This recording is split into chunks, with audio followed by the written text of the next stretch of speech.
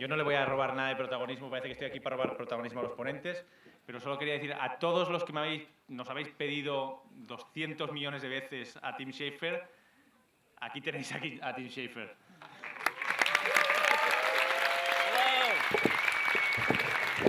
Hello.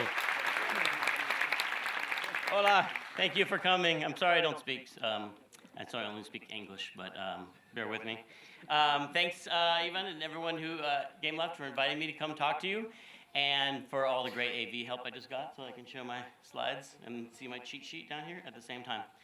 Hi, I'm Tim, and I'm going to talk about games and art and ideas and stuff for a while. See if that works. Yes.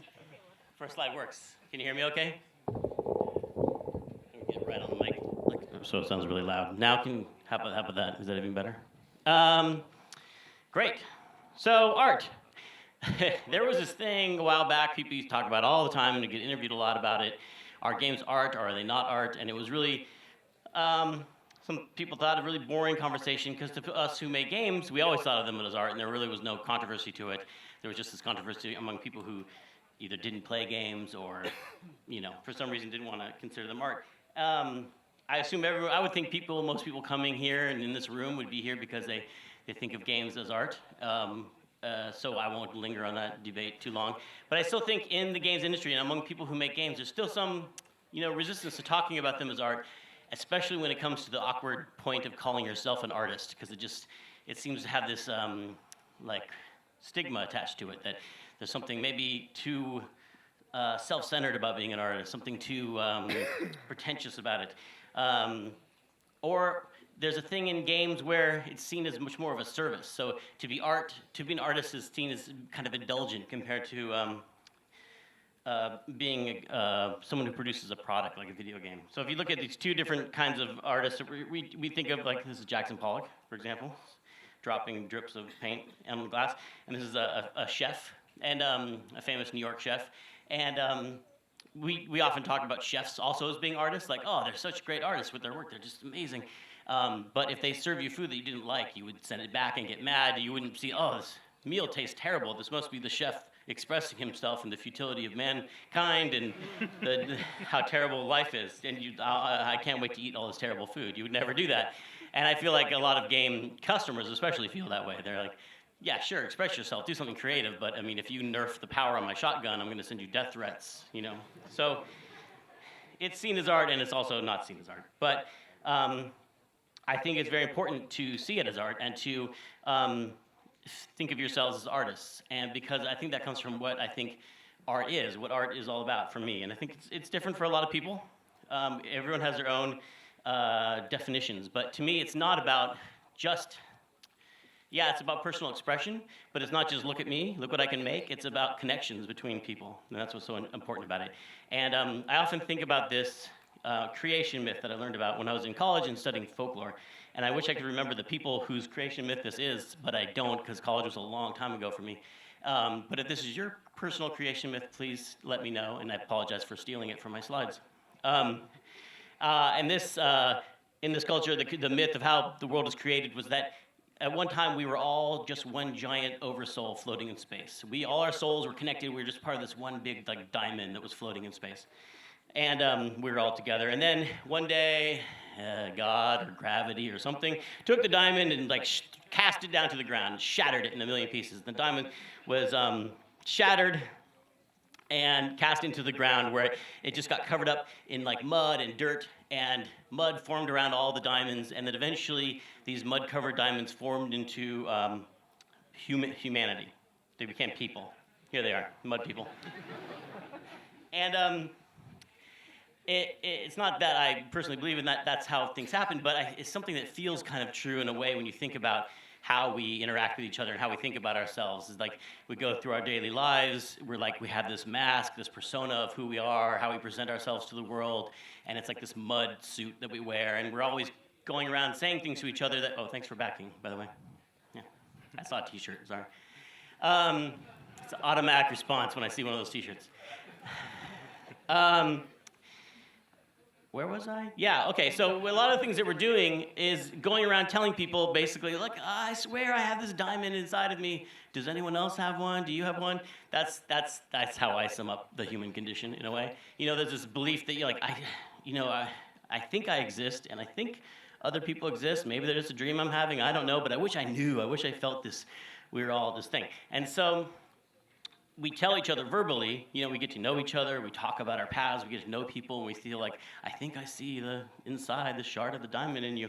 But what I think art is like just cracking open that shell and just actually non-verbally just seeing that other similar piece of diamond in someone else, that connection that you get. I feel like that is what art is to me, is the cracking through all the different layers of personality and getting through that real basic human connection, which I think is really important for having empathy with other people, which is what makes the world work. So that's why I think art is very important. And so how do you, let me go back one. Oh, look, that worked. How do you, as long as you are sharing something that is really personal and really true about yourself, then I think you can make that connection with other people through art. And the question is, how do you do that? How do you reach deep inside of yourself and pull out something that is really true and really personal and do it over and over again for a living, when your rent is dependent on it, and resist all the pressures of the practical world, which are based on, you know, a lot of pressure to make a lot of money and to please a publisher or do whatever you have to do. So to get into that, it's important to note that creativity and having a creative job is not just one job, it's many jobs put together. And this goes back to a talk I saw at one of the very first GDCs, the Game Developers Conference in San Jose, California. I saw this talk by Roger Van Eck, and he was giving a talk about creativity, and he wasn't in the games industry, and I'm always really suspicious of people giving seminars on creativity. But this one has stuck with me for years because he talked about the different roles of the artist, that you have to be, these are little icons representing his roles. An explorer who goes out and finds ideas, the artist who finds interesting ways of putting them together, the judge who critiques and edits, and then the warrior who fights for these ideas. And he has a whole talk about it in a book, A Kick in the Seat of the Pants, I think his book is called. But I've been thinking about these things for years, and they were the inspiration for in Psychonauts. There are these characters called the art dogs in Black Velvetopia. There's a level of Psychonauts inside the mind of a black velvet painter, and they're these dogs, and they're selling art. And to me, they always were loosely based on these 4 roles of the artist. There's the Saint Bernard on the end, the first dog you meet in Black Velvetopia, who is a explorer. He has like a keg of booze around his neck, and he talks about how he wishes he was out in the Alps exploring, and he wants to go and see new places all the time. Then there's this collie who's like an artist who when you have his dialogue is very artistically focused, and then there's this Dalmatian in the game who's just kind of a jerk when you talk to him. He's very critical, and he's like the judge. And then there's this bulldog who constantly is fighting the bull. There's El Odio is running through town, and this bulldog would just fight him over and over and over again, and he never gives up fighting. And that's just kind of stuck with me because I think it's important when you have like a creative job to be able to switch between these roles all the time. Because there's times when you need to be just exploring ideas, just filling up your brain with experiences like the explorer does, just going out and even seeing movies, going to parties, climbing a mountain, you know, scuba diving, whatever it is, like these experiences that you gather in your mind that just fill up your brain with ideas. And then you have to switch over into the artist mode, who comes up with interesting connections between these ideas and ways of like putting them together. Like, what if we mixed like Art Deco and film noir and Mexican folklore to make Grim Fandango? Like that was kind of like just to put these crazy ideas that we've experienced together and create something new. And then you have to completely switch modes and go into this judge mode where you look at yourself and look at your work and like, that's just no good, and be willing to throw it out or cut it out. And in games that involves a lot of play testing, actually like watching people play your games and being able to like not have your feelings hurt when they can't solve your puzzles, but to actually learn from it. And then the last one, the bulldog or the warrior, it's one of the most forgotten parts because people think, you know, I'm an artist, I shouldn't have to deal with this crap. I just make things, I shouldn't have to go pitch publishers or deal with money and all this stuff. But all that stuff is so important if you actually want to protect your ideas and get them all the way over the finish line into the real world. So I'm going to talk mostly today about the explorer type, just because that's the part that makes people think you're weird. He's the one who Let me check time. Tell me if I go over.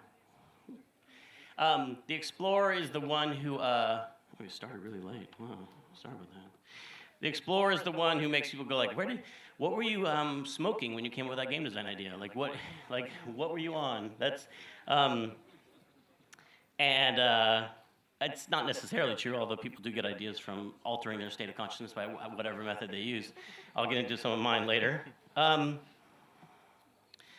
But I think it is about going on different experiences, doing things that make you feel uncomfortable, traveling to a country that doesn't speak your language, or just doing things to gather experiences. But also it's about going on an inward journey into yourself and really plumbing those depths. And so that's what I'm going to talk about Carl Jung, who's a psychologist from Switzerland.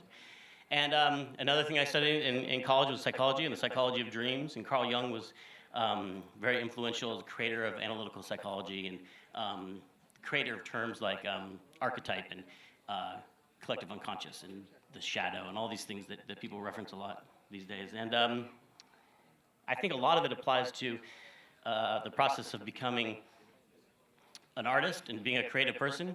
And he would talk about the journey of individuation. Individuation is Carl Jung's term for the act of, over the course of your life, becoming the fullest version of yourself that you can be.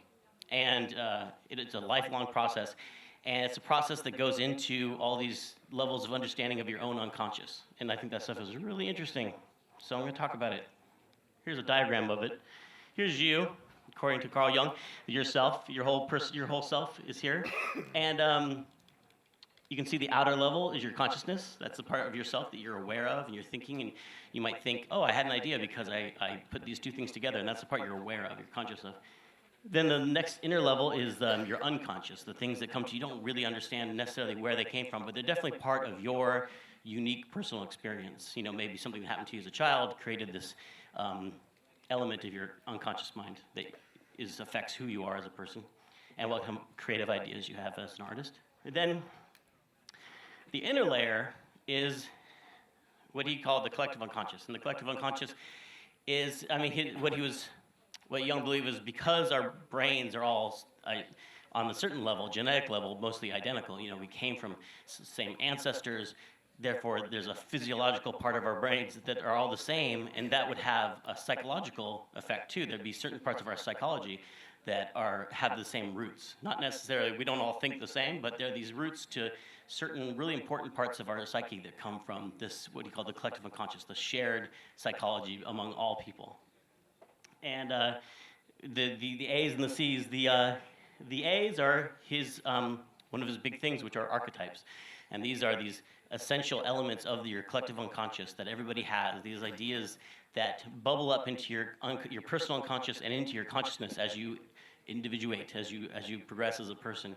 And they are things like really important things, like the idea of motherhood or fatherhood or growing up and the devil, and like all these different things that he feels like everyone has in their brain. But by the time they process themselves out of your unconscious into your conscious mind, they become your own. You make your own version of your archetypical, shadow, so it's an individual element. That's where a lot of creative ideas come from. They come from these things that kind of bubble up into your consciousness, and they're very unique to you.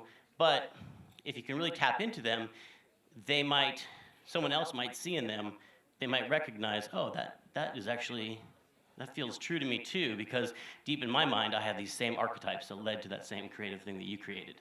And that's why people will talk about using Jungian archetypes in your creative work, especially in screenplays. They talk about it a lot, because if you can tap into these things in the collective unconscious, the idea is that lots of people will relate to the work that you're doing, and it will feel really resonant and really deep. And the collective unconscious is also really a cool way to get around in Psychonauts. Connects all the brains together. This is a front level in Psychonauts that connects all the mental worlds that you go to in the game are connected through this collective unconscious. And there's Raz. So you see, these are just some examples of different archetypes that people talk about a lot: the hero, the jester, the wise old man. And these, I hesitate even showing a list of them because there really isn't a finite list of archetypes, but they're different for every person. And once you start actually naming them and describing them, they aren't archetypes anymore because they've left the unconscious mind. They become these things that we talk about that can become stereotypes. Like, oh, like every story always has this character, and that runs the risk of getting into, I think, using them incorrectly, which is it works in Star Wars disease. Like people. There's a book by Joseph Campbell, Hero with 1,000 Faces, and it was very influential on George Lucas, and he talks about that, how this Joseph Campbell book, which was inspired a lot by the Carl Jung stuff I was talking about, led him to inspire the script for Star Wars. And because Star Wars was so successful, a lot of people when they teach screenwriting courses just say, oh, you should do this, you should follow this formula that George did. You should put an Obi-Wan type character in your screenplay. You should add all these elements that Star Wars had, but that's not really what it's all about. It's not about just grabbing these kind of surface level things of the hero's journey, which is often spoke of in Joseph Campbell books. This is the hero's journey where I think it just runs the risk of everyone, the thought is that in his study of all these different myths, he saw these patterns, Joseph Campbell, and so they could be part of every story.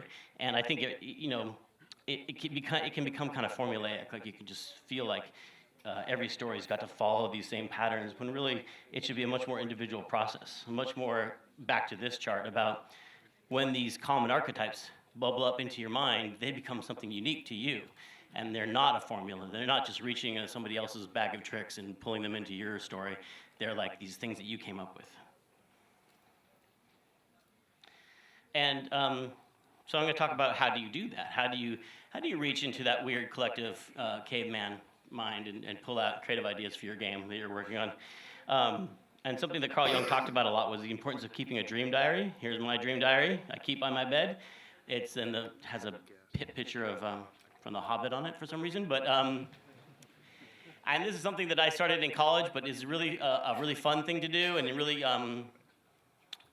really kind of teaches you a lot about yourself. And it starts off. This is often like your first note you'll have in your dream diary. No dreams last night, because everyone thinks like, oh, I don't have any dreams. Like if I asked you all to remember the dream you had last night, most people would be, I don't think I had any dreams last night. But when you leave this dream diary right next to your bed and you write every morning in it, pretty soon after like the third or fourth day, you have like these tons of dreams. Your whole notebook is full all the time of dreams. And it's like, the more, yeah.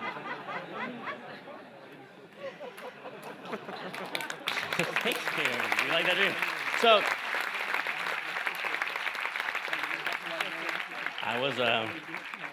I didn't think you guys would be able to read my handwriting. Okay. So, but as you start to write down your dreams, you'll find out, wow, I have a big dream every night, and I never even noticed it because you forget them so early in the morning. As soon as you wake up, you start to forget these dreams. And if you start writing them down, you'll realize you're having more, and you'll start noticing you have tons of dreams every night. And the craziest things come out of dreams. And Carl Jung really believed that to understand yourself, you need to reflect on these dreams and think about what this means to you.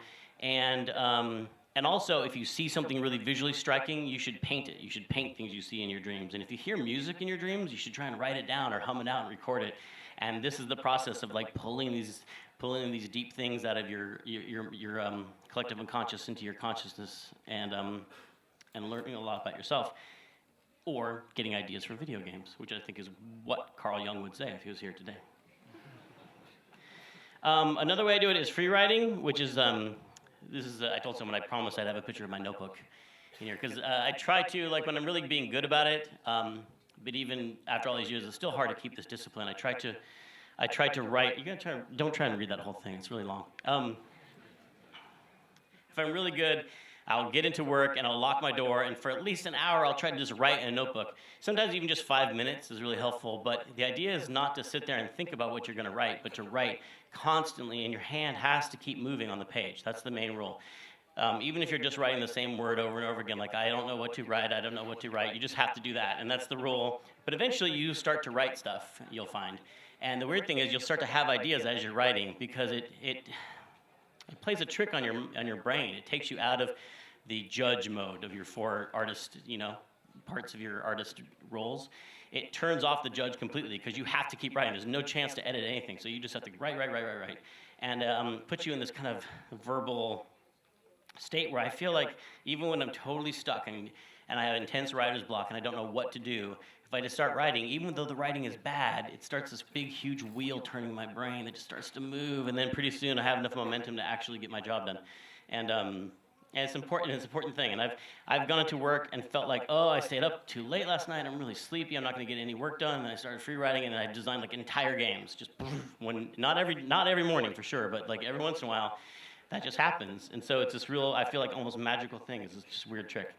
And it's like an altered state of consciousness, and that's what I was getting at before. Some people do talk about like, oh, before I design a game, I go out and take peyote in the desert, or and that's another way to do it, I suppose. This is cheaper and less embarrassing. But there's other ways people. So for some people, it's going for a jog. For some people, it's playing music. Like everyone has this different way of kind of going into an altered state of consciousness. Some people just taking a shower, walking around the block. You enter this different mode where all of a sudden you're solving problems and you didn't realize you didn't think you had the answers in your head, but you did.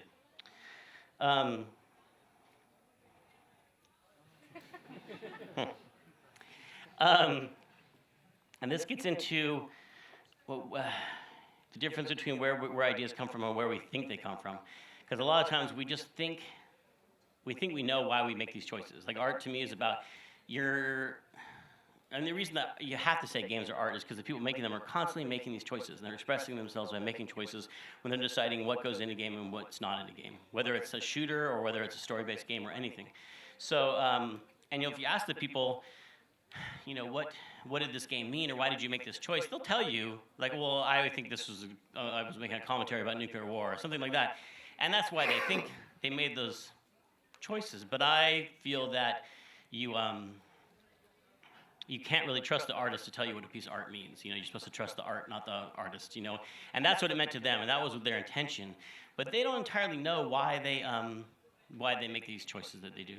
And a really simple example of that is, it's really dumb, but I was telling this friend of mine about when I was in the fourth grade, there was this bully who used to pick on me and my friend, and he called my friend elevator ears, and he'd pull on his ears, and he knocked over. We were out collecting pollywogs one day, and he kicked over my bucket of pollywogs. So sad. And I always remember because he had this funny name. His name was Bob Burger. And the guy's like, his name was Bobby? And I was like, yeah, what? And Bobby, like Bobby Zilch in Psychonauts? And I was like, what? And the bully in Psychonauts is named Bobby. And I was like, huh? What? I didn't, huh? Like, I had completely, without any intention on my own part, named the bully in Psychonauts after this guy who had picked on me in the fourth grade without even thinking about it. And I'm sure that doesn't sound that weird, but that's just, to me, makes you realize that, like, you say you know why you make these decisions, but you don't really know all the time why you made these decisions. Maybe you made an enemy in your game red and yellow striped because you just think those are aggressive-looking colors, but really maybe it was because a dog with a red and yellow striped collar bit you as a kid, or maybe in our collective unconscious we are all these animals who were eaten by a giant red and yellow spider at one point. We don't know. You don't entirely know where ideas come from. So that's why all those techniques I'm talking about with the free writing and the dream diaries, they're all about just letting those ideas out and not thinking too much about, not applying that kind of thought process until later. And then being able to defend them. It's really hard to defend an idea when you don't really know where it came from, but that's part of the trick. So most of my talk is about the explorer. I'm going to talk about the other parts a little bit too. And then we're going to have QA, right? Where do you even go? How much Q&A? Sorry, Q&A, right? Yeah, you guys think about questions you have now, because it's really embarrassing when you ask for questions and no one comes forward, and then I just stand here and you have to listen to me breathe in the microphone. So I was talking a little bit about the artist. I'll just touch on these other ones lightly, which is the artist is all about, okay, now you've got a bunch of crazy ideas. You've written down the story about the giant spider, you've collected all this stuff, and the artist actually kind of fits them together and sees which ones kind of sing when you put them together. Like I brought up the example of Grim Fandango. Once we had, I wanted to do a Day of the Dead game for a long time. That idea kind of sat in my head for years. Like I really like these skeletons, and I want to do something with these skeletons. And then I was just going to a lot of film noir movies at the time. They were having a film noir festival in my town, and all of a sudden something clicked. It's like, wow, actually these kind of plots that go on in the Land of the Dead could be these kind of crime stories from these Raymond Chandler novels I'm reading. And all of a sudden, just putting those two ideas next to each other, it's like all these sparks started flying off of it, and all these ideas just started ejecting themselves from this. Like, it's like, whoa, hold on. Like, we had the artists were just drawing every day these amazing things, and that's what happens when you sometimes make a connection between two things that hadn't really been connected before. The Dalmatian. He's black and white. That was kind of the thing that made him like a judge. He saw everything in black and white because he's a Dalmatian. I was stretching things a lot when we were doing that. Anyway, the judge is about, to me, in games, a lot of it is in play testing. But I come from a writing background, and for me, the thing that really helped with writing was writing. I was in a writing group. And when you're sorry. Do you have any water? Is there any water? Okay, sorry. There was a writing group I was in. We all bring in our writing, and we read them to each other. And then we just kind of like tore apart each other's writing and said what we liked about each other's writing and said what we didn't like. And you start to learn not to take things so personally when people are talking about your creative work. They're just looking at the results. They're not judging you as an artist or judging you as a person. They're just judging the words on the screen and like, did you achieve what you set out to achieve? And by doing that a lot, I learned to separate myself from my work a lot. And you learn great editing skills, like being able to, the old saying goes, sometimes you have to kill your darlings, because when you're writing something, there's this thing that you love that made you, the whole reason you wrote the story, but nothing else fits with it, and you got this whole great story, but this one part doesn't fit in, and you have to actually be able to kill it, because it doesn't fit anymore, and you have to be willing to do that with these things that you were in love with. And Hal Barwood, one of the project leaders at LucasArts, the maker of the Indiana Jones games, was a screenwriter in Hollywood, and he told me to think about a spider webs, because I was having a lot of trouble. We had to cut the dialogue down, and I think it was Monkey Island. It was like too big for the disc, which is hilarious because it was all text. But oh my God, thank you so much. Gracias. Yeah, one single clap. Okay.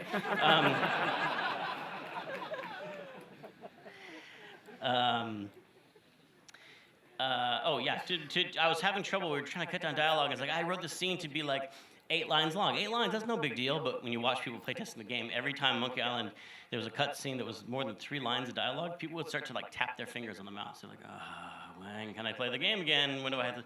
So we'd try and cut things down. It was really hard. Oh, now how silky smooth I am. And he said, think about a spider web. Like a spider web hanging there. Sometimes if you need to cut threads out of it, if you cut the right threads, the spider web doesn't fall apart. In fact, it gets more tight. It gets tighter because the other threads around it are now carrying more weight. And now the thing is stronger, and you can actually make it more sturdy. And that's the way that I learned to think about writing, is that, yeah, sometimes less is more, and you can take out something that you were in love with, but it actually makes all the things around it stronger because they now have to carry the story. And so learning to edit, learning to critique your own work is so important. And we have this thing called the mandatory hour of fun at Double Fine.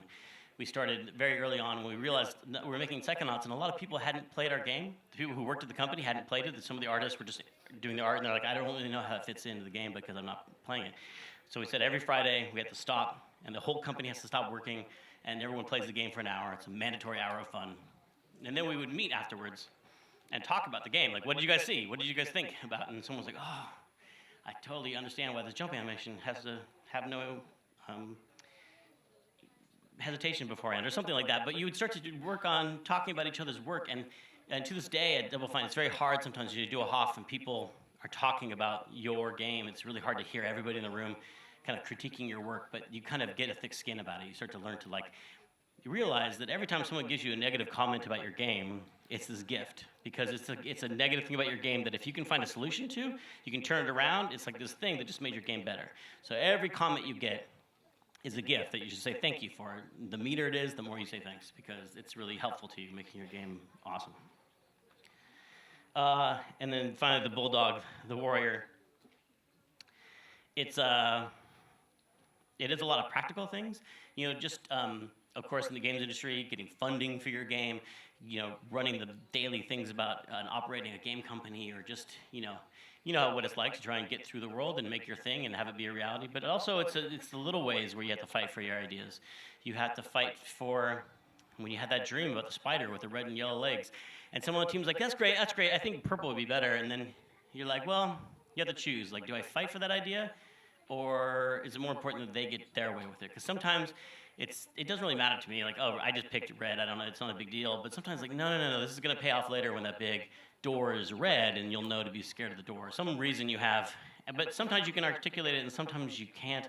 And it's important to know when it is important to you. Because for me, I find that the things that are important stay important. And if I give in on them, and I make the spider purple, and I'll just sit there for like months and be like, oh, that spider looks wrong to me. I don't know what it is. It's driving me crazy. And I realized that I'm going to ask the person to change it later. I just haven't gotten the nerve up to ask them.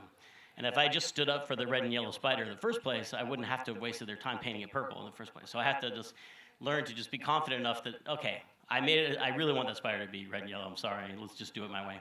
And then there's a counter side of that, which is if you're going to work creatively with people, you have to let them win the argument sometimes too, or else they're just not going to want to work with you. And so you have to know which spiders are important and which spiders were filler for you, because it's probably important to somebody on the team. And you have to learn to pick your battles and really just fight for the things that really matter to you, because you can't win them all. Or if you do win them all, everyone will think you're a dick. Sorry. Oh, it's a big picture of me. You're at a lecture, watching me talk to you, and a picture of me talking to other people. But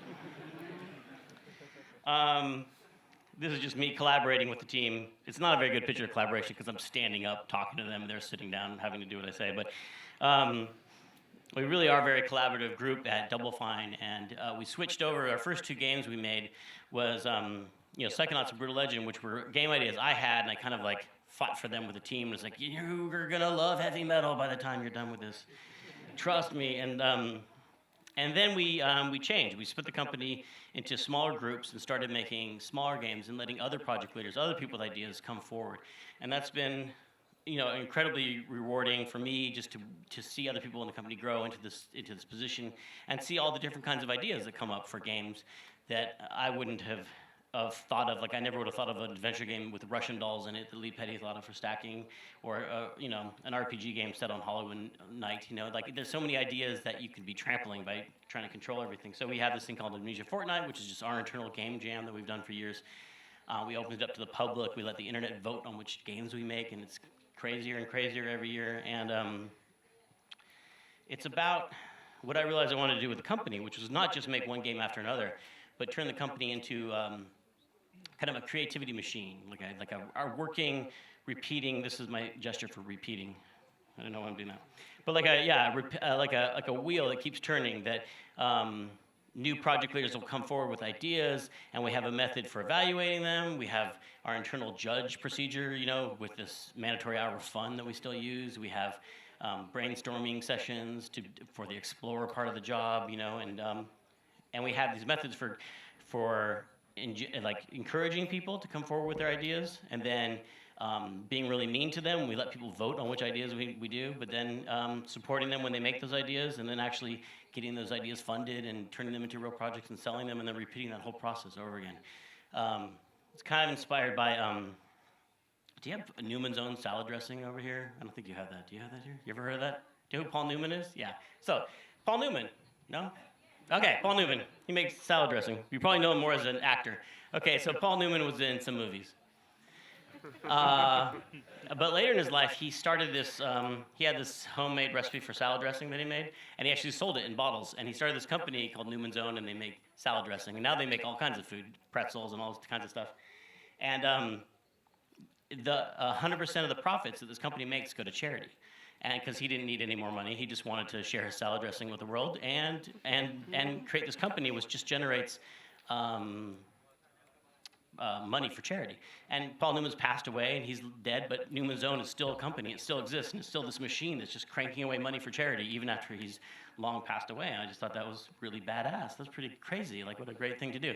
And so setting up, not that I'm planning to die anytime soon, but that Double Fine would be this, not just about my ideas, but the ideas of a group where creativity is kind of supported and protected and engendered and a whole bunch of other words, and can keep going on its own power. While I'm here in Barcelona, there's a machine running in San Francisco emitting games, which is nice. But it took a lot of that knowledge about how to like work creatively with people over the years to get it right. Let's see if yeah. Because teams work with each other, they work through problems together to create art.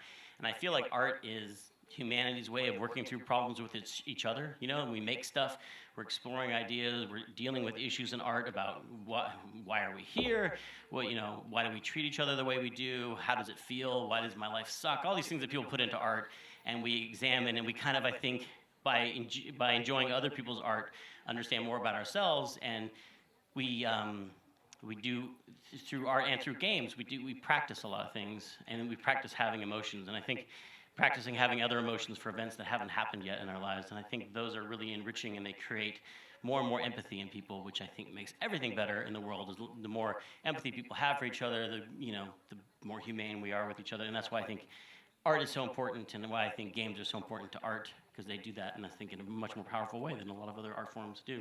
So that's why I think it's important to talk about games as art, and to talk about ourselves as artists, and not be embarrassed of it, because I think it's a really important thing to do. So let me see how much time we have left. 6 o'clock. Are we about halfway through? Where's Ivan? He tells me what to do. I'm almost ready to start taking questions. Do you think we should do that now, or should I just keep babbling on about stuff? Does anyone have any questions? Are they ready? Okay. I'm going to put my any questions though. Okay. Yeah, I can do that. Yeah, so we're going to start with questions. I wanted to make sure we had enough time to answer all the questions that you guys have. And if we still have time left over, I can just go back to talking about Dalmatians and all kinds of dogs and stuff. Great, it's me here. So Hi there. my name is Mark. Thanks for the presentation and your share of love about artists. I was wondering, since you came up with a process to channel your creativity and then put it inside of your company as well, to create new ideas and funnel it, I was wondering if you have other process as well inside of your company other than artistically speaking, either for operation or for sales or whatnot, that you also empower like that. Yeah, I mean, we do have a lot of processes at the company. After we've been around for 14 years, so we picked up some good habits and some bad habits. After Psychonauts, Psychonauts had a huge crunch mode, terrible crunch mode, because we were like, we got to make this game awesome or we're going to die. So we stayed there all night, and then everyone was like, no crunch mode ever again. So we researched all these different production methods and started using Scrum, which is Scrum, do you use that term here, Scrum, and Agile development, which is something very popular now, but it was years ago, and that's more a process of, instead of, to me the most important thing was, like, instead of writing one big monolithic design document at the start of your project, you take off a smaller, more demonstrable piece and make that right away, and then look at it and then see what you want to do next, and then create a backlog of tasks, and it's a much more organic way of working together. So we use Scrum and have daily Scrums, and each team, though, has its own method. Some people still use what's called a waterfall schedule, which is just like a Microsoft project where you have one task and another task and another task and another, and because they're more organized that way, and so each of our teams uses its own organizing principles. But I've come to really like Scrum, because I kind of like that idea that you don't know where things are going, which terrifies a lot of people. But I kind of feel like more comfortable with that. I feel like that if you know exactly where you're going to end up, it doesn't feel like art to me. Like, I feel like you should have some sense of chaos, some sense of like things could change, and so I like a more dynamic system. And then we have systems I'm trying to think of other systems you might be interested in, like how we reorder our copy paper. We have a lot of we have internal tools. Like, we have a tool that one of our producers, Gabe, wrote called Scrumptious, which actually is like an online database for running tasks, and all our tasks are shared online, and all the teams can look at the current sprint and how your chart is doing. So we're pretty organized now about that kind of stuff, and we have a few tools like that. But also we're still a pretty small team, so a lot of stuff we just get together and talk about. Yeah. Okay. Who else has a question back there? got the microphone? Does someone have a microphone? Bang on it if you have one. Oh. Hi. Hello, thanks for backing again. Thank you for making great games. I just wanted to know, because I'm having some bad times this later months, and I wanted to know if you have had any advice when you lost faith and motivation with video games and art. If you have any kind of advice to regain motivation and patience for it. Yeah, like do I ever lose faith in, like, I mean, every time I read YouTube comments, I lose. I think, yeah. And I really, and that's a real thing. When I first started out, we didn't really have much of an internet at all, and so you'd make a game and you'd see a magazine review about it, and that was all that you really had. And now, the second you make a game, you just get this hot blast of opinions from the internet, and you'll get 20 nice comments, which really are nice, but then there's this one negative one that says, "You're stupid, go home." And you'll just be lying in bed at night thinking about, oh, that one person really hates me. No matter how many nice comments you read that day. And sometimes just one person will make a comment on our forums at our office, and I'll be like, I quit, I give it the whole thing, I just don't want to make games anymore.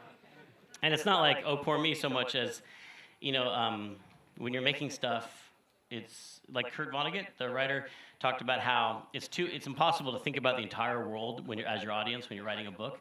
He just to pick one person, like he picked his wife and just wrote all his books for her. But try to think about one person. Sometimes I do that when I'm giving a talk, because it's too hard to imagine talking to a whole bunch of people. I'll think about, I wonder just this one person, what they think of it. That helps you get through it. And that's great when you think about your most dedicated fan who loves your stuff. It's really fun to make stuff for that person. But when you think about that one person who made that one nasty comment, you're like, I don't want to make games for that guy anymore. I'm just, ugh. So, but there's other times, just because I'm so incredibly old, been around for a long time, you do get tired sometimes, and different things have helped out. And for me, it sounds really obvious, but one of them is just playing games. Like you realize when you're working really hard, it's really easy to put off playing games, like especially when you're in crunch mode, you have no time. If you have your family, you need your time, and your work. It's the first thing that goes, like, oh, I don't have time to sit around and play video games, and you kind of forget why you like video games, and it feeds into a lot of this reason why you don't want to make them anymore sometimes. And I found myself, if I just get inspired by some new game that came out and I'll start playing it, I'll start to have all these ideas about games again. Not just like imitating the game, but just like I have this other game for this other idea for another game I want to make, just because I'm having so much fun playing this game. So really just being good about not forgetting to play games, like every day, a lot of games. And once I was really burnt out after Brutal Legend. It was a really hard game to make, and I was actually in Barcelona at a previous games conference. I was in the hotel. I was going to give a speech like this. I was getting ready for the hotel, and I got the call that from our publisher saying that Brutal Legend 2 had been canceled. And I was like, oh, I guess after this conference, I'm going to go back home and shut down the company or fire a bunch of people, and that's kind of distracting. But that's when we got the idea instead to split the company into the smaller groups and make Stacking and Costume Quest and all those games. But part of it was I was in Barcelona, and I was touring a lot of the Gaudi buildings that you have here in this beautiful city. I was in the House of Bones, and I was upstairs at the House of Bones, just looking at all those amazing chimneys and just looking at it, just being inside of Gaudi's architecture. It's like being inside of the mind of one madman. You're just like, this is amazing. And I found that to be incredibly inspiring. And that was the thing that lifted me out of that funk, was just being around all that art and just seeing an artist, just what it's like when an artist is allowed to go nuts and go, not that he was nuts, but just to go, he got to make his stuff all over town, and the town was into it, and that's amazing. He didn't have to just beg to make tiny little houses. He got to make. So, but I just was inspired by his art. So I feel like experiencing great works of art by other people, whether they're video games or architecture or anything, is what I've always found to be most inspiring. And then trying to really focus on the people I'm making the games for, and not focusing on the really negative elements, because the internet collects all of them. The internet collects every single thing, and it collects the worst of humanity. And if you just focus on that, it'll just make you want to quit every single day. And so it's really learning to figure out who you're making your games for and who you have to pay attention to and who you don't have to pay attention to. That also helps a lot. Yeah, I hope that helps. Yeah. All right, who else has a microphone? She's handing it to... Hello. Hello, team. Thanks for coming here. I didn't bake you, by the way. I'm sorry. You didn't invite me. I didn't bake. I'm sorry. Oh. But I'm enjoying the game anyway. Oh, you can still buy it. It's on the iPad. Did I mention that? Yeah. I wanted to ask, what were the negative points of your Kickstarter campaign? Because everything looks beautiful from outside and you get a lot of money, a lot of cash, but it's also probably a lot of job and a lot of things to take care of. And just, I want you to talk about your Kickstarter campaign for Broken Age. Yeah. I think it's a good question. What were the both positive and negative parts of the Kickstarter campaign? Because of course everyone saw a lot of the positive parts because we made $3.4 million, and that's a fun thing to do. If you guys ever get the chance to do that, you should do that. Because it's a lot of fun to have that much money for and just look at it. But the really great thing about that campaign was this huge, you're going to think I'm being corny, but this huge outpouring of love from the community. Because we knew we had fans before, but these were like people coming to like, no, we want to be part of it. We want to help. We want to give you lots of money. And thanks for backing, by the way, Alex Rogopoulos, another backer over there. So, and people it was just such a nice, I always say it was like the end of It's a Wonderful Life, that Jimmy Stewart movie. It was like, I don't want to spoil the ending for you, but let's just say something really nice happens at the end of that movie when you think things are the worst, And his town, well, anyway, you should watch it. It's a good movie. So that was just really invigorating for me, talking about things that make you feel inspired, and when you're feeling down, getting support from your fans in terms of a Kickstarter is a really great thing. And then we, in addition to that, took the route of being completely transparent with our process. So we do this documentary. People can see the good and the bad about our development, and that's been good and bad because people really like it. I think a lot of our community, a lot of our fans are also creative individuals and people who want to make games themselves. And I think they're the kind of people who feel like ideas are entertainment. Like they'll just respond. I think I do too. When I go see a movie, it's like, oh my God, this movie is just so full of crazy ideas I've never seen before. And so they like to see people engaged in the creative process, both coming up with ideas and then talking to each other and fighting with each other about these ideas and then figuring through problems. And seeing people go through the same problems that they went through. But they also, the negative side of that is once they saw kind of the scope of our game, I really felt weird about cutting it down. When I started realizing that this amount of money is gonna make a game this size, but I've been kind of showing this other game to people on the documentary, I can't cut this now, oh my God. So that was not that didn't fall out of the Kickstarter campaign as much as it fell out of that transparency. But that was the risk that we took on. We knew that's what we were doing.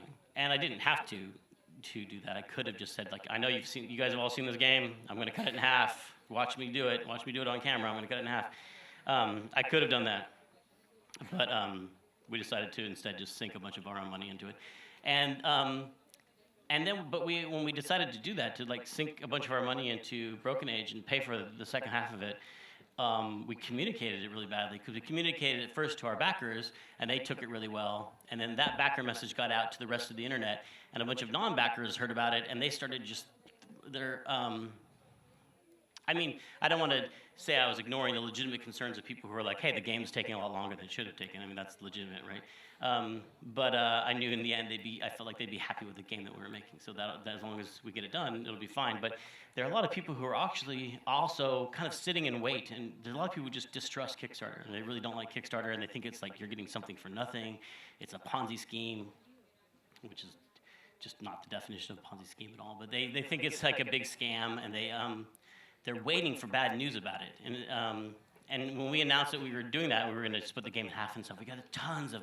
I have a slide for another presentation where I just have a lot of just really mean tweets towards us. And it's like, if Double Fine can't make the game for $3 million, they should just shut their doors. And I was like, that's stupid.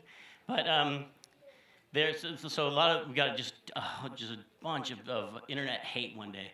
That was, we're like, I guess we should have really thought about this difference between how much our backers know and how much the rest of the world knows, and how we send a message to, it's taken differently in these different groups. So we learned a lot about everything is new with Kickstarter. Like everything that when we launched the game, and we go over this in the documentary, we tried to have kind of an embargo. If you guys have ever heard of like press embargoes on games, and a lot of people had not heard this term before, and you forget about it because in the industry you use that term so much when you're doing PR because everything is embargoed. Everything you see in games press has been embargoed to a certain date. That's because this reporter could come in Wednesday, but the other guy couldn't come in until Thursday. But you wanted them both to have a fair shot, so you made them embargo their story until Friday, and Friday is also the day you're launching the game. That's when you want all the press to come in. Everything is scheduled like that, mostly in games press.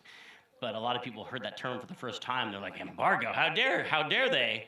How dare they do this? This is really bad. And I got this game because I'm a backer, and I'm also in the press, and so I'm going to write a review of it, and I don't care what he says. I'm going to break this embargo. And so normally when you embargo something, you're just asking people who are in the games press to honor this date that you picked. And it's a few people, and they're used to it, and it's not a big deal. But when we're talking to our 90,000 backers who had never heard about this term before, they're like, who are you to tell me what I can talk about? I'm making a Let's Play video about the whole thing. So it was impossible to control until it just spun out. So within a few days, we had to like, forget it, we never said embargo, never mind, ha ha ha. So definitely that was one of our bumps in the road. And we try and go over this all in the documentary, but it's overall been massively more positive than negative, but it has been a learning experience. But I feel like this has changed our company forever. I think it's changed the whole industry forever.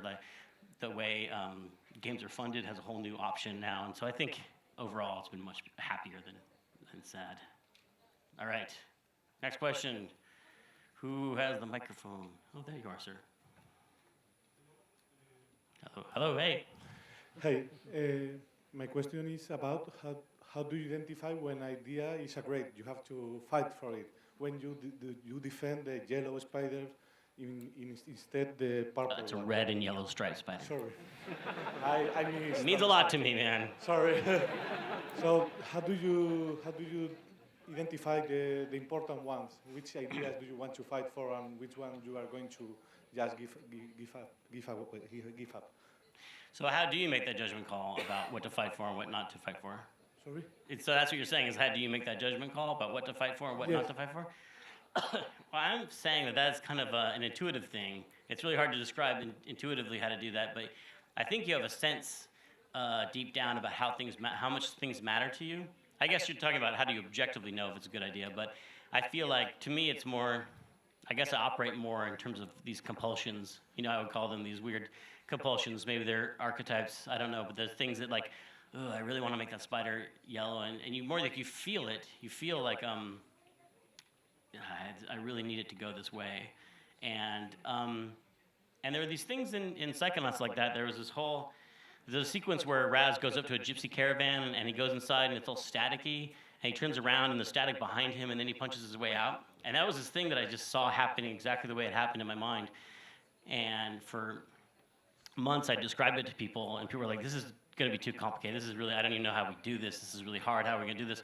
And it was one of the things I just couldn't let go of. So it wasn't really like I made the choice of that was an important, that's a good idea, I'm going to fight for that. It was more like I had this, like, my teeth were sunk into it, and I just couldn't let it go. I was like, no, this is the thing. You can do anything you want with those trees in that other level. Do whatever you want. But this thing has to happen this way because there's some weird demon in my head that's going to pull me into Hades if I don't do it. I don't know what it is. It's so I feel like it's about listening to your instincts and trusting yourself about that stuff. Because a lot of the times when you, like I was saying, if you give in on these things, it's because it's a social pressure. You feel like, oh, I don't want to make a stink in this meeting about the spiders, and I don't want people to think I'm a prima donna because I'm asking for things to be exactly my way. And it's true that if you ask for everything to be exactly the way you want it, you can be, that's really difficult to work with, and no one's going to want to work with you. But if you pick the things mostly based on your sense about whether they feel important to you, because you might unconsciously be in touch with something that you're not aware of, and that's what I've learned to trust, is that feeling of like, I just know this is an important idea, you guys. Like that's the powerful voice I use when I insist on things. If I sound like a child, they won't want to hurt me, right? So I just feel like there must be some reason. I feel like deep down I just trust that there's some reason why I want this thing to happen. And then later, sometimes it's validated because someone will be like, "Oh, that's great they did that because it totally made me think of this other thing." And I was like, "Yes, that's why I did it," but maybe not. I don't know. And I'm sure there are other more objective ways to find out if your ideas are good or not by bouncing them off other people. That's something I could try sometime. But mostly just go with my instinct on that one. All right, over here. Is there a question over here? Or who has it? Oh, over there. Oh, you. You behind the bright light. No, that's fine.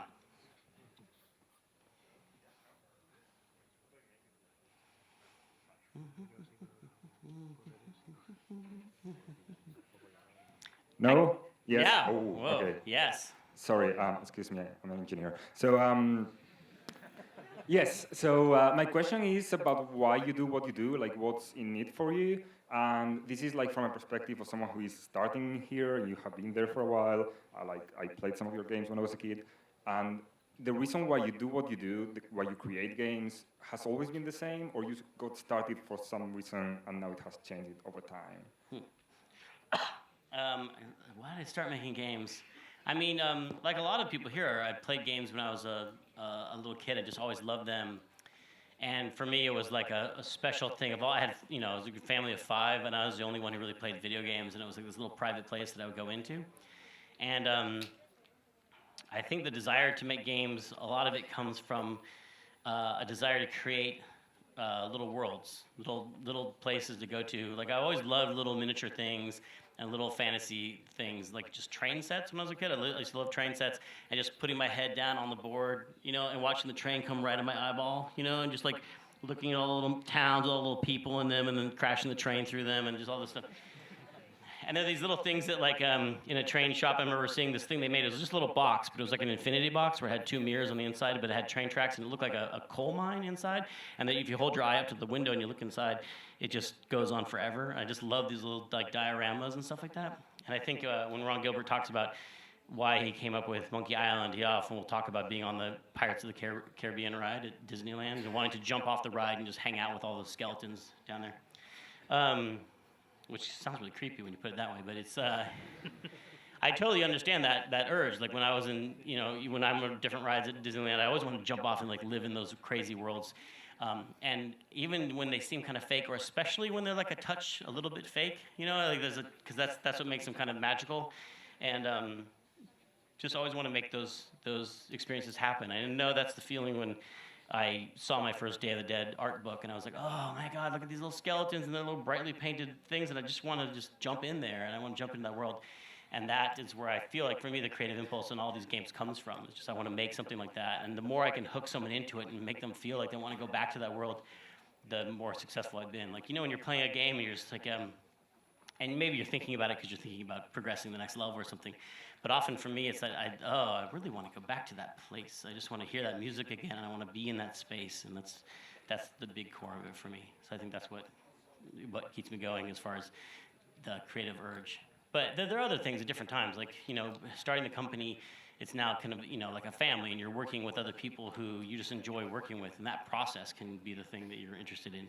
And sometimes it's just hearing from someone who says they grew up playing your games. You're like, oh wow, I actually made something that someone else connected with, and gets back to what art is all about. And so that's something that I think keeps you going, for sure. All right, who's got the mic? I don't know if I can call on these people without microphones, but there's some people down here too. Okay. Hello. Hello. Well, thanks for coming first, and thanks for your games. Thank you. I'm sure they have been like a inspiration for many of us to get into the video game industry. Okay, so you were designing games for many years, especially the graphic adventures from LucasArts. So my question basically is how you deal now with a new design of a graphic adventure for a different audience that they don't have maybe the patience that they used to have before, and they have the playtest. So I'm sure you go through the playtest, and the players complain about, oh, this is too difficult, and maybe you think, oh, this is way too easy. So how you deal with this? You follow your guts? Yeah, my guts, thankfully sizable and always pointing forward.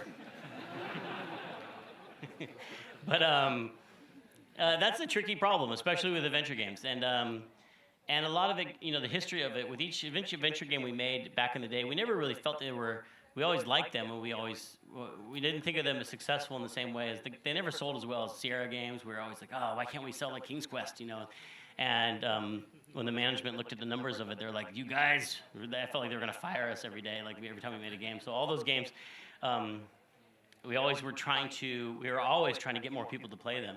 And so each game, you can see there's a progression in the interface. The interface is always trying to become more elegant and less intrusive, and that's when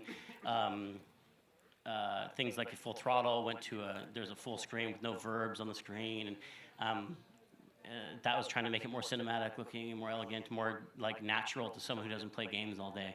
And then Grim Fandango being 3D, that was a really commercial move. People don't think of Grim Fandango as being this big sellout game, but it was like that was at that 1996 when we started that thing. It was like 3D. It's really hot. And you got to get into it. And I really didn't want to do it, but we finally found a way to do it that we liked, and so we were always trying to reach these more massive audiences. And it was a really big relief when the Kickstarter happened, because I was like, oh, well, I'm not really trying to reach this new massive audience. I'm trying to make a game for the people who backed it, and the people who backed it, I think they like adventure games because that's why they backed it. So now I can make a game that can have dialogue trees and doesn't have to really apologize for being more slowly paced, more, thoughtful, and because with adventure games you always have this, I don't want to say chip on your shoulder, but like when you go to a show like E3, a big trade show in LA, where like there's big screens everywhere and it's super loud and like everything's blowing up and boom, and you're like, I want to do my story about this dead skeleton who's selling travel. It's hard to get sell a quiet story like that in that environment, and you're always like feeling like, oh, it's hard to be selling this kind of game in the world. But then the Kickstarter came along, and I was like, oh, I don't have to sell it. These people already bought it. This is amazing. So then we just had to navigate that space between when a puzzle is too hard. And when we split the game in half, the first half is a lot easier than the second half. And so there were a lot of people who backed it who were like, this is too easy. And that's a tricky thing to solve. And I don't know if we solved it completely right. Hopefully when the second half comes out, they'll feel like it was the right difficulty level. But we do with a lot of playtesting, like a lot of watching people play. And that's hard. Watching someone stuck in an adventure game puzzle is one of the worst things in the world, because they're not having fun when they're stuck. And then when they solve it, like if you, the thing that Noah Falstein shall always say is that if you ask an adventure game player, like, why are you like banging your head against a wall? And this person's like, oh, because it feels so good when I stop, like. So when you're playtesting, you're watching someone, and there's there are a bunch of people in the room. It's so awkward and tense because the person's clicking and they're like, making these sounds in their mouth, like, oh, so I'm not having fun. And you're just like, you're making these notes, cut this entire section of the game, and then like, oh, I don't get it. And they look at you like, what? Look at this crap on the screen. They're really mad. And when they figure it out, they're like, oh, I'm so smart, and they're dancing around. But if they get a hint from you, they're like, oh, I never would have gotten that. So basically, they're grumpy. Adventure game players are grumpy. That's all I'm saying. But it is a fine line. But I think you have to think about whether those moments of being confused are entertaining or not. That's the thing. There's good confusion and there's bad confusion. And when I used to do these around the kitchen table at night, my brother always often had these weird riddles. That riddle about the guy who's laying face down in the middle of the field with a backpack on. How did he get there? And you can ask yes or no questions of like, did the guy die of starvation or whatever? And you ask until you find out the solution to how he ended up in this field. Anyway, my brother used to do these things a lot, and they're always so fun because he was right there, and I would ask a question, and the way he would answer, he'd be like, yes, no, and there's something about the way he was kind of winking, like, you almost got it, you should get it. The confusion I had wasn't frustrating, it was really entertaining, because I felt like I was right on the edge of solving this amazing mystery, and I could do it if I just went a little farther. And I think a really well-crafted adventure game has that feeling of like, not a complete like, well, I don't know where to go, I don't know what to do. It's never like that if it's done right. It's more like, wait a second, this door jiggles in a weird way, and this key is with the thing, and I feel like I should be able to put these things together, but I just haven't figured out how. How can I do this? And then, boo, the light bulb goes off, and then it's a really pleasant sensation. So pleasant sensations, that's the thing. That's the key. Okay. Do we keep going, Yvonne? It's 6:30. Yes, please, if I can. What? He's going to prevent me from asking my question. Okay, you just tell me when to stop answering questions. Two more questions. Tomorrow? Okay. Tomorrow. Oh, come on. No, we can go longer. Come on. Okay, as long as they're not doing a movie in this room later. 3. See, now I look like a good guy. 3 more questions. Thanks for setting me up to look like it. to look like a generous guy. See now, we'll do 3. So, can I then ask my question? Yeah. Who? Where? Me. Who's talking? Oh, way back there. Hey. So I'm Daniel, and I really want to say how I like your character about the Guardian, because this question of mine is really coming from that thing. You like the who about the Guardian? The what? Yeah, the character of the Guardian that Oh, yeah. defends his ideas, because this question comes from that. And my question is the following: how many beers do I have to buy you for you to come to the first floor and check out our games? I've already been given 3 beers just during the interview process here. I can give you 4. Okay. I am going to come to the room with all the games in it and play all those games. We are not in that room. That's the problem. Oh, there's another room. Yeah, we are in the room above that. We're even better, you know. Oh, wow. You're so competitive. Okay, no, I'm going to check out all the games I'm here, because I am very far from home, and I might as well see everything there is to see before I go back. Okay, I'll thank you for that, actually. I'll see you out there. All right, now we have to do 3 more. That was just a... Okay. There you are. Is that Ronnie? Yes, it is. This is totally a plant. Yeah, totally. Hey, you've been talking about different things during the talk, about intuition on one side, and then commerce on the other side, about business. There is one thing that I sort of wanted to ask you about, that sort of I feel ties into both of those. You feel it what? I feel it ties into both of those. What is the role of just experience in all of this, of having been in the industry and learning? Like, what things do you consider really valuable experience that you've gained over the years? Yeah, what things, you just want to point out how old I am. I know, that's really what this is all about. Kinda. Yeah, exactly.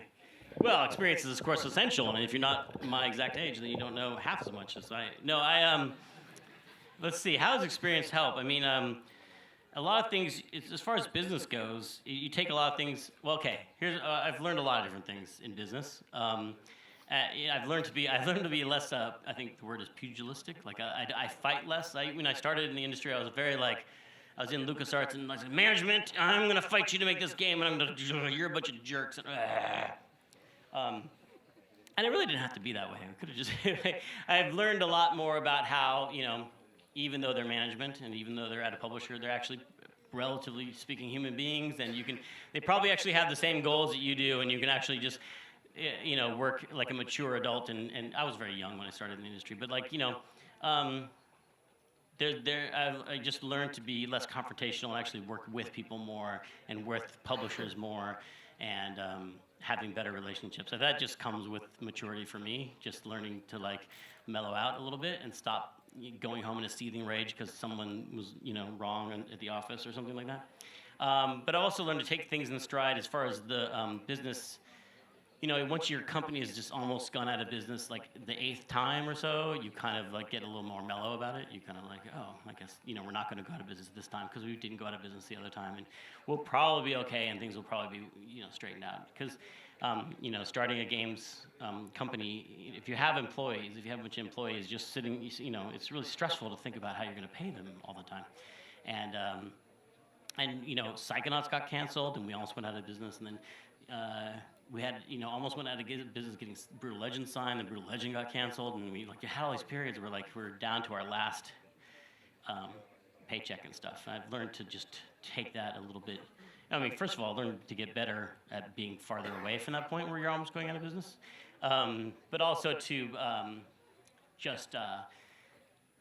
having been through a lot of things before, that I'm not totally panicked about all of these situations anymore. So that's mostly on the business side, fighting less and being more calm.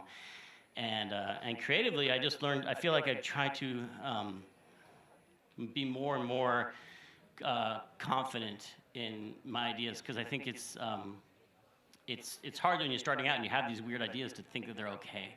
And I tell a story a lot about how that's the thing I learned from Ron Gilbert on Monkey Island, that I was writing dialogue for the villagers in Monkey Island, and I had to distract one of them, and I was like, I couldn't think of anything else. I put in, look behind you, there's a 3-headed monkey behind you. And I was like, that is so stupid, because everyone knows monkeys don't have 3 heads. But I'll come back and I'll cut that out later, you know. And then Ron Gilbert would come upstairs and check out our work in the afternoons, and he would laugh or not laugh, and we'd make edits.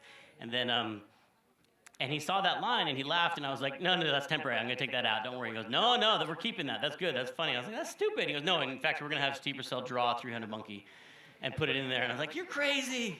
And then I learned that it was fine. That I was like, oh, this is really ridiculous idea that we had. It's entertaining, and I should really stop censoring myself so much. And there's a lot of things like that. There's a lot of things, as I get older, that I realize these things that I kind of censor before anyone else hears about them, I let a lot more of them go, and I let more of them go forward and have more confidence in them. So I guess I get more trusting of my own instincts as I get older.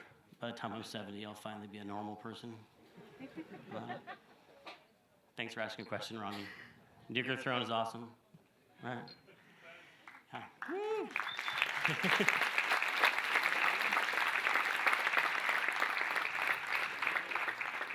Hi, I have the mic. Hi, Tim. Hello there. How are you?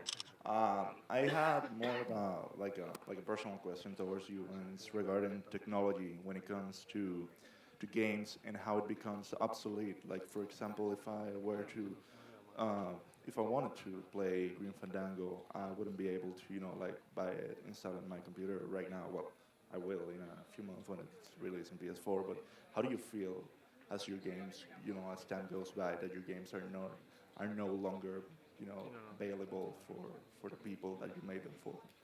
I mean, it's really frustrating. That thing about people not being able to play Grim Fandango is one of the motivations we've had for constantly trying to get those things to come back. And being able to do that with Sony and Disney recently, where we're going to bring Grim back and make it available, is really exciting because I was like, oh, people can play this again. But there always has been this. It is kind of.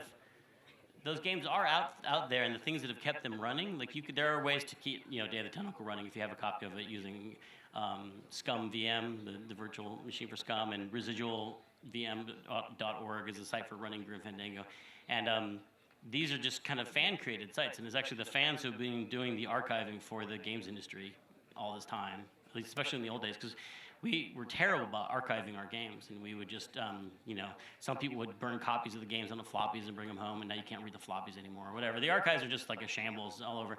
Kind of like the same stories you hear now about film preservation. They go into the vaults of Paramount, and some classic film is just rotting on the reel because no one's ever preserved it.